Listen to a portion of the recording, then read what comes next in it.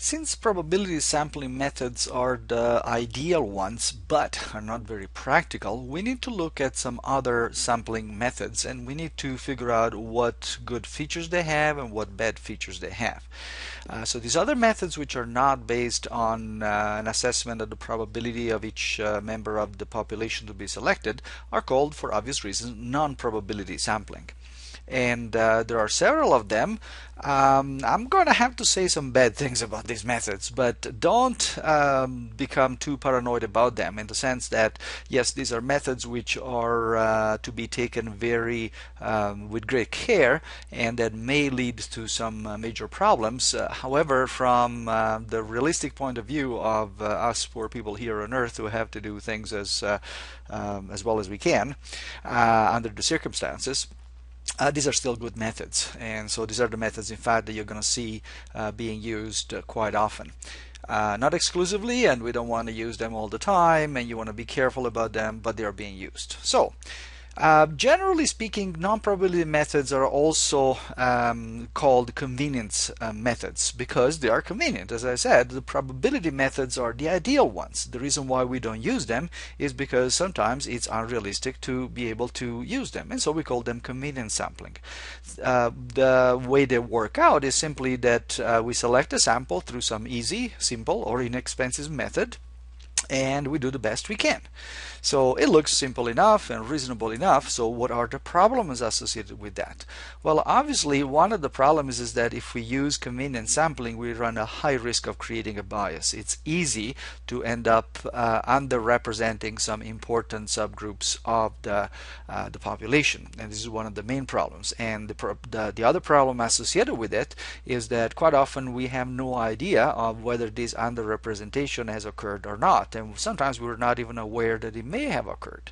So this total or major ignorance about what's affecting the sample and what's not does not really allow us to say much about how representative the sample is of the population.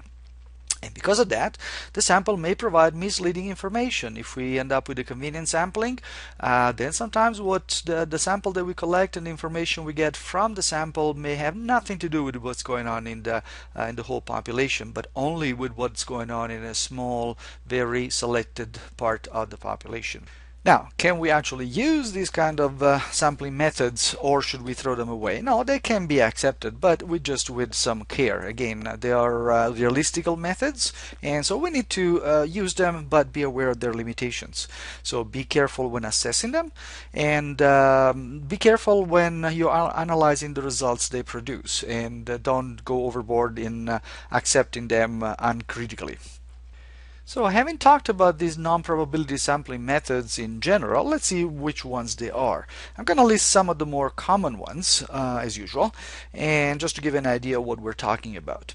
So some of the common convenience sampling methods include things like street surveys.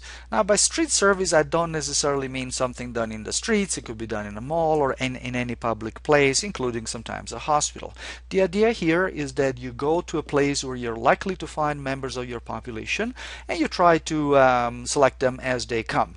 For instance, it could be in some central place in the college, or among your friends, and whatever location that you find convenient to use.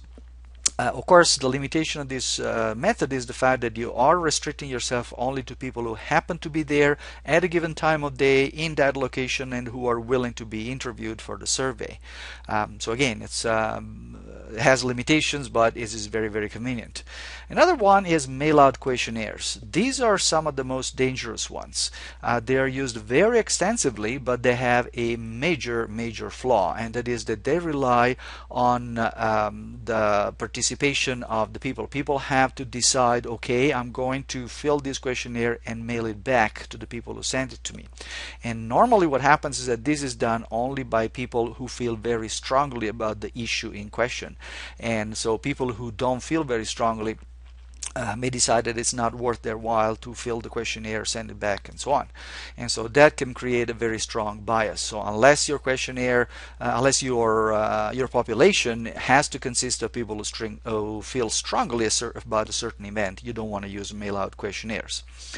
Another one is a volunteer call. Again, self-selection. That's what it's called. So you're asking, okay, can you please come and participate? I'm not going to select you, you select yourself. And this is a problem because once again, the volunteers may have something in common which makes them either feel very strongly about the issue or have some vested interest in it, and therefore the results can be biased. Okay, snowball methods are also sometimes used where you say, okay, tell a friend to tell a friend to tell a friend to come along, and so on. Again, same idea of self-selection.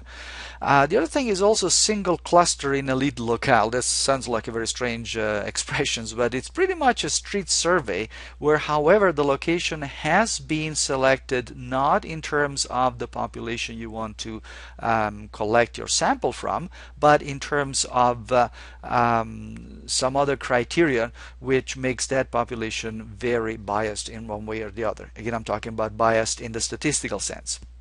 So what you do, let's say you want to do a survey at the college, and let's say that you're actually only going to do the survey in the far side. Well, you're only going to get the people who are in the far side, and in this kind of situation, if we're talking about, say, something having to do with consumption of alcohol or social life at the college and so on, you're going to have a very partial view of whatever topic you're trying to collect information about. There is another method called purposive sampling, and this is a method that really does not belong into statistical analysis, because what we do in purposive sampling is we select people according to whether they are whether we think that they can give us good information or not. So we're not randomly selecting, we're definitely putting a big bias, we're only selecting people who have certain characteristics, but this kind of method is very useful for qualitative studies, and you're going to learn about those next year, but they should definitely be avoided when we're doing quantitative studies. So this is one method that definitely you don't want to use when we're doing anything involving statistics. So we've seen some of the probability methods, some of the non-probability methods, and we've had a quick look at the pros and cons of both of them.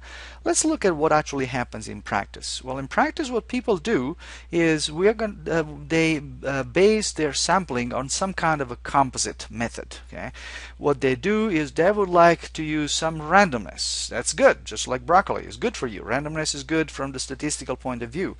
Maybe they use some clustering. That's also good, and add some flavor, right? And you can use some stratification that may add some spice to your whole enterprise. But eventually you have to use some convenience, and that means that you have to throw in something that may not be so good for you biologically, like pasta, but it makes everything glue together and work. So this is the reality of the situation, and your job will be to try and identify to what extent each of these aspects are being used in a given survey or in a given research study, so that you can understand how reliable the results of this study are going to be.